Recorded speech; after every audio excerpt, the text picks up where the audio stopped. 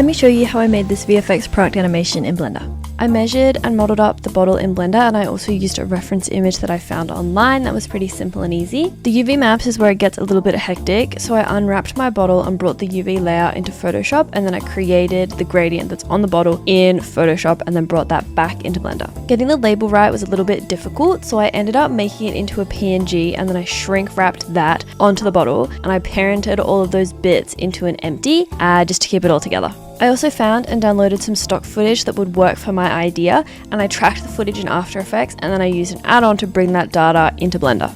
Then it was time for the water simulation. First, I tried using the water simulator that comes with Blender, but it was destroying my computer and it wasn't really giving the outcome that I wanted. I downloaded the Flip Fluids add-on demo and it worked perfectly straight out of the box, so I ended up buying the full add-on. I had a few different iterations of the bottle movement. I wasn't really sure whether or not to give it a bounce and then how much bounce should it have, but I felt like it made it a little bit more natural, so I gave it a relatively gentle bounce in the end. Once I was happy with it, I brought all of my frames from Blender into After Effects, and I did a lot of color editing in After Effects to make the two videos feel like they matched.